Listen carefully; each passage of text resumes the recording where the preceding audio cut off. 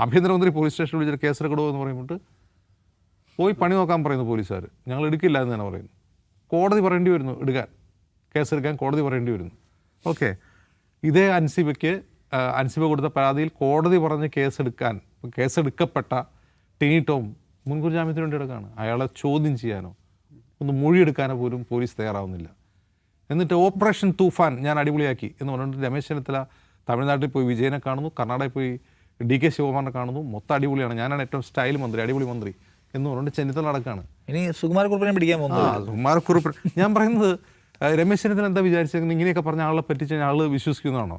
Operation തൂഫാനോ അതൊന്നും കുഴപ്പമൊന്നുമില്ല, മയക്കുമരുന്ന് പിടിക്കണം, അതൊക്കെ ചെയ്യണം, അത് കഴിവുള്ളതാണ്. പക്ഷേ പോലീസിനെ നിയന്ത്രിക്കാൻ ആഭ്യന്തരമന്ത്രി കഴിയുമെന്നുള്ളതാണ് പ്രധാനപ്പെട്ട ചോദ്യം. കഴിഞ്ഞ സർക്കാരിനെതിരെ ആൾ വോട്ട് ചെയ്ത് പ്രധാനപ്പെട്ട ഒന്നാമത്തെ പോയിന്റ് അതാണ്. ആഭ്യന്തര വകുപ്പ് മന്ത്രിക്ക് പോലീസിനെ നിയന്ത്രിക്കാൻ കഴിയുന്നില്ല.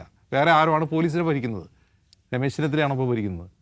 രമേശ് ചെന്നിത്തല ഭരിക്കാൻ വേണ്ടി ഒരു കേസിൽ FIR ഇടുക എന്നുള്ളത് നിയമപരമായി സുപ്രീം കോടതി തന്നെ നിരവധി കേസുകളിൽ പറഞ്ഞിട്ടുള്ള വ്യക്തമായിട്ടുള്ള കാര്യമാണ്. ഒരാളൊരു പരാതി കൊടുത്താൽ FIR ഇടണം. പ്രത്യേകിച്ചും സ്ത്രീകൾ കൊടുക്കുന്ന പരാതിയിൽ, സ്ത്രീത്വവുമായി ബന്ധപ്പെട്ട വിഷയങ്ങളിൽ എന്താണ് അതിന് പിന്നെ ഒന്നും നോക്കാനില്ല. ആ പരാതി തന്നെ മൊഴിയായി കണ്ടുകൊണ്ട് FIR ഇടുക എന്നുള്ള FIR ഇടൽ ഒരു നിയമപ്രക്രിയയിൽ അടിസ്ഥാനപരമായി ചെയ്യേണ്ട ഒരു കാര്യമാണ്. FIR ഇടാൻ പറ്റില്ല. സ്ത്രീത്വത്തെ അപമാനിച്ചു എന്ന് പറഞ്ഞിട്ടൊരു പരാതി കൊടുത്തു കഴിഞ്ഞാൽ അത് മാനനഷ്ട കേസാണെന്നൊക്കെ പറയുന്ന പോലീസ്, മാനനഷ്ട കേസാണെന്ന് ആരാ പറഞ്ഞത്? പോലീസ് പറഞ്ഞു. അതേ വാദം എന്ത് ചെയ്യുന്നു? സർക്കാർ ആവർത്തിക്കുന്നു. ഇതാണ് അവസ്ഥ. എപ്പോഴും പരാതി പറഞ്ഞുകൊണ്ട് കിടക്കരുതെന്നാണ് ആഭ്യന്തരമന്ത്രി അൻസിബയോട് പറഞ്ഞത്. അപ്പോൾ ഈ കഴിഞ്ഞ തെരഞ്ഞെടുപ്പ് ഫലത്തിൽ നിന്ന് എന്തെങ്കിലും പഠിച്ചിട്ടാണോ രമേശ് ചെന്നിത്തല ആഭ്യന്തരമന്ത്രിയായ കസേരയിൽ ഇരിക്കുന്നതെന്ന് അദ്ദേഹം തന്നെ ആലോചിക്കേണ്ടതാണ് ഒന്നാമത്തെ കാര്യം. ഇതിൽ ഏറ്റവും പ്രധാനപ്പെട്ട പൊതുസമൂഹത്തെ ബാധിക്കുന്ന ഒരു പ്രശ്നം അതാണ്.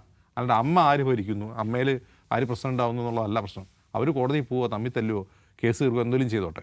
ഇവിടെ ഉണ്ടാകുന്നൊരു ക്രൈമുമായി ബന്ധപ്പെട്ടാണ്.